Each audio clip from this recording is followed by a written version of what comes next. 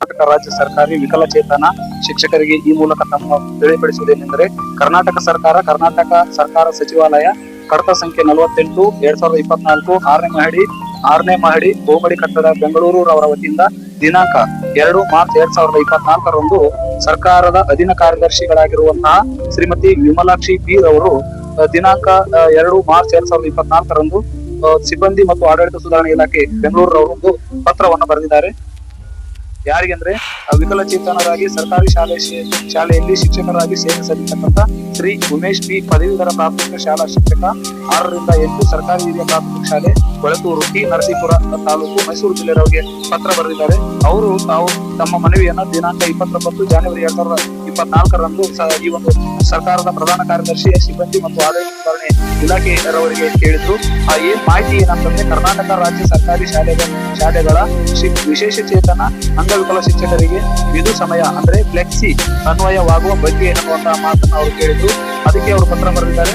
ಉಲ್ಲೇಖಿತ ತಮ್ಮ ಮನವಿಯನ್ನು ಕಡೆಗೆ ಗಮನ ಸೆಳೆಯಲಾಗಿ ಸರ್ಕಾರದ ಆದೇಶ ಸಂಖ್ಯೆ 4 ಕಡತ 2019 ದಿನಾಂಕ 8 ಫೆಬ್ರವರಿ 2019ರಲ್ಲಿ ಕರ್ನಾಟಕ ರಾಜ್ಯ ಎಲ್ಲಾ ಸರ್ಕಾರಿ ಕಚೇರಿಗಳಲ್ಲಿ ವಿವಿಧ ವೃತ್ತ ಮತ್ತು ಹುದ್ದೆಗಳಲ್ಲಿ ಕರ್ತವ್ಯ ನಿರ್ವಹಿಸುತ್ತಿರುವ ವಿಕಲಚೇತನ ಅಂದರೆ ಅಂಗವಿಕಲ ಸಿಬ್ಬಂದಿಗಳಿಗೆ ದಿನಾಂಕ 1-2-2019ರಿಂದ ಜಾರಿಗೆ ಬರುವಂತೆ ಅವರುಗಳು ಭೋಜನ ಸಮಯದಲ್ಲಿ ಮತ್ತು ಕಚೇರಿ ವೇಳೆಯ ನಂತರವೂ ಕರ್ತವ್ಯ ನಿರ್ವಹಿಸುವ ಷರತ್ತುಗಳ ಮತ್ತು ನಿಗದಿತ ಕಚೇರಿ ವೇಳೆಗಿಂತ 1 ಗಂಟೆ ತಡವಾಗಿ ಕಚೇರಿಗೆ ಕರ್ತವ್ಯಕ್ಕೆ ಹಾಜರಾಗಲು ಇದು ಸಮಯವನ್ನು ಜಾರಿಗೆ ತರಲಾಗಿದ್ದು ಅಂದ್ರೆ ಕರ್ನಾಟಕ ರಾಜ್ಯ ಸರ್ಕಾರದ ಸೇವೆಯಲ್ಲಿ ಸೇವೆ ಸಲ್ಲಿಸುವಂತ ವಿಕಲಚೇತನ ನೌಕರರು ಏನಿದ್ದಾರೆ ಅವರಿಗೆ ಷರತ್ತಿಗೊಳಪಟ್ಟು 1 ಗಂಟೆ ಸಮಯವನ್ನ ಷರತ್ತಿಗೊಳಪಟ್ಟು ಫ್ಲೆಕ್ಸಿ ಸಮಯ ವಿಧು ಸಮಯವನ್ನು ಜಾರಿಗೊಳಿಸಲಾಗಿದೆ. ಅಂದ್ರೆ ಊಟದ ಸಮಯದಲ್ಲಿ ಕೆಲಸ ಮಾಡಬಹುದು, ಕಚೇರಿ ವೇಳೆಯ ನಂತರ ಕೂಡ 1 ಗಂಟೆ ಸಮಯ ಮಾಡಬಹುದು, ಕೆಲಸವನ್ನು ಮಾಡಬಹುದು.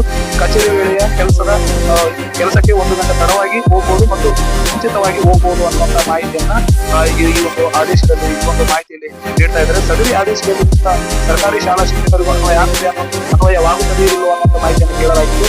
ಹಾಗಾಗಿ ಈ ಒಂದು ಸರ್ಕಾರದ ಅಧೀನ ಕಾರ್ಯದರ್ಶಿಗಳು ಸಿಬ್ಬಂದಿ ಮತ್ತು ಆಡಳಿತ ಇಲಾಖೆಯ ಇರುವಂತಹ ಅಧಿಕಾರಿಗಳಾಗಿ ವಿಮಲಾಕ್ಷಿ ಬಿ ಅವರು ಈ ಒಂದು ಮಾಹಿತಿಯನ್ನು ನೀಡಿದ್ದಾರೆ.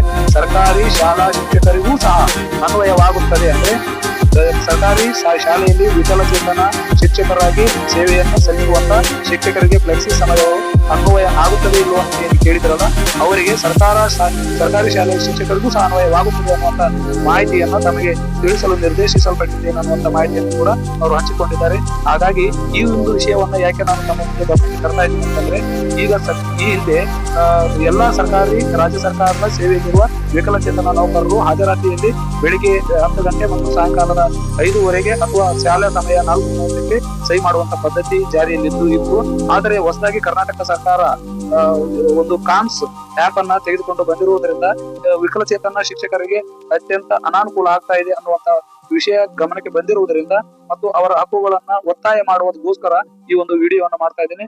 ಆದಷ್ಟು ವಿಕಲಚೇತನ ಶಿಕ್ಷಕರಿಗೆ ಸರ್ಕಾರಿ ಶಾಲೆಯಲ್ಲಿ ಸೇವೆ ಸಲ್ಲಿಸುವಂತ ವಿಕಲಚೇತನ ಶಿಕ್ಷಕರಿಗೆ ಈ ಮಾಹಿತಿ ತಲುಪಲಿ ಅನ್ನುವಂತ ಮಾಹಿತಿಯನ್ನು ನೀಡುತ್ತಾ ಈ ಒಂದು ಮಾಹಿತಿ ತಲುಪಲಿ ಅನ್ನುವಂತ ಮಾಹಿತಿಯನ್ನು ನೀಡುತ್ತಾ ತಮ್ಮೆಲ್ಲರೂ ಕೂಡ ಧನ್ಯವಾದಗಳನ್ನು ನೀಡುತ್ತೇನೆ. ನಮಸ್ಕಾರ.